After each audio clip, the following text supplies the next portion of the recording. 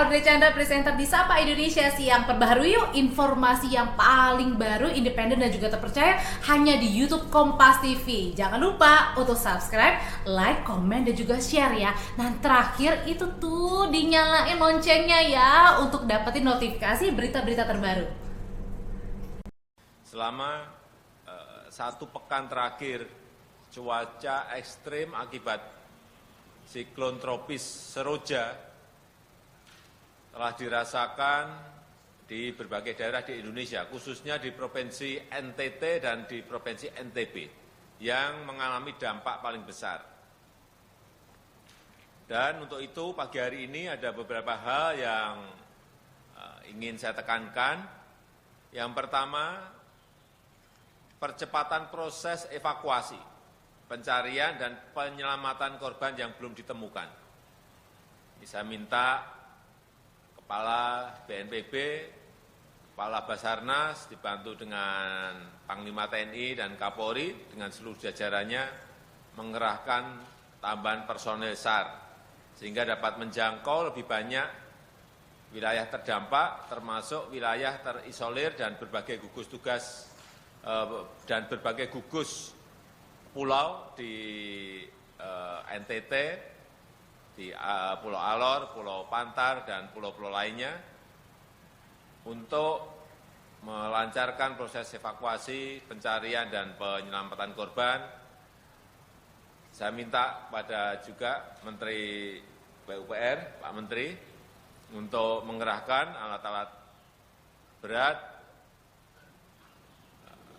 dari berbagai tempat, dan jika jalur darat masih sulit ditembus, saya juga minta agar dipercepat pembukaan akses melalui laut maupun udara.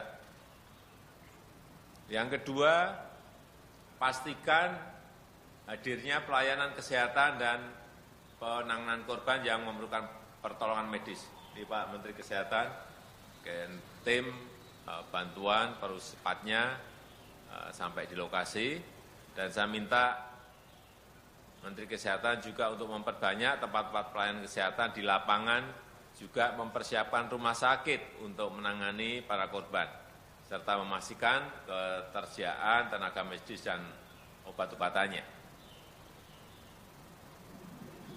Yang ketiga, segera tangani dan penuhi kebutuhan para pengungsi, meskipun saya tahu hari Minggu sudah beberapa dikirim ke NTT, NTB, tetapi karena cuaca yang sangat ekstrim, bantuan itu belum bisa masuk ke lokasi sampai kemarin saya lihat.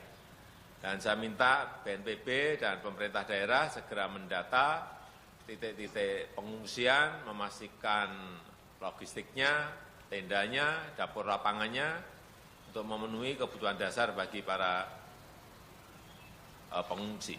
Juga kebutuhan untuk bayi dan anak-anak, terutama air bersih dan MCK-nya.